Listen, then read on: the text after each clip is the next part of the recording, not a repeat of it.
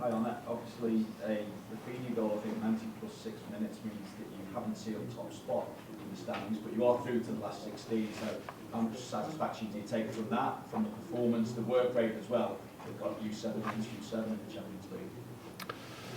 Let's start with a compliment for the referee in Lisbon. Because for the times I've worked in football, I saw 4 minutes of extra time, and then there was 3 minutes of time delaying, and then at 4 minutes the referee blew his whistle. But this referee kept on playing for a while, so maybe that was not in our advantage this time. But I like to see these things.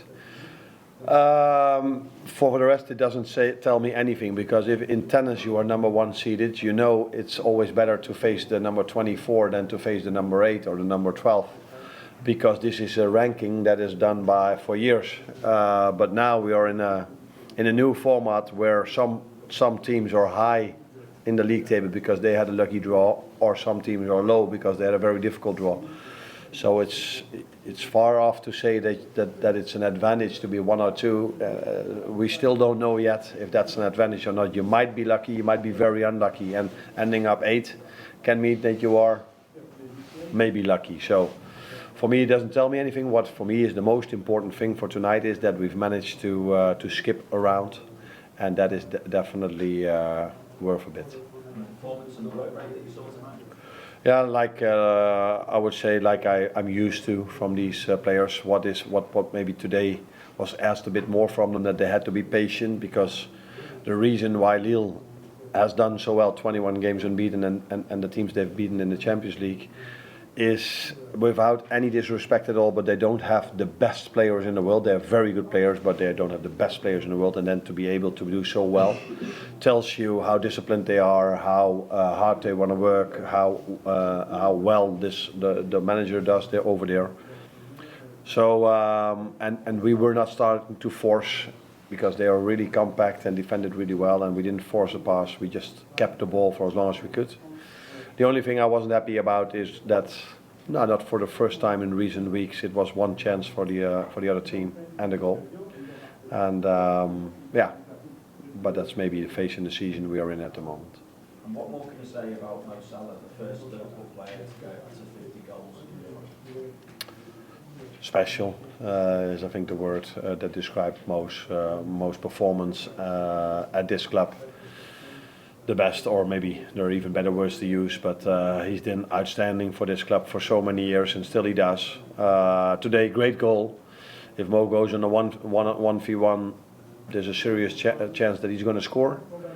But this goal we scored probably tells you a lot about why we are top of the league and why we are doing so well, because the work rate from the players that won the ball back before Curtis gave the great pass towards Mo tells you also why we are doing really well.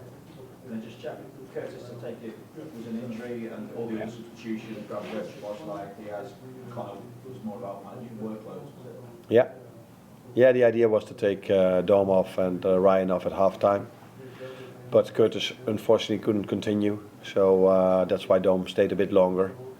And Connor, the idea was to play him 90, but in the end you could see that it got more tough for him in terms of load. So you don't want to take the risk of him getting injured in the last few minutes like it happened against Madrid. So we wanted to win this game, but we were also aware of the fact that we had to manage the load, because we would have been really unlucky if we would have lost twice and still not be in the top 8. And as we know now, I think 18 points would have been enough to play top 8. But now with 21, there's no discussion anymore. Sorry?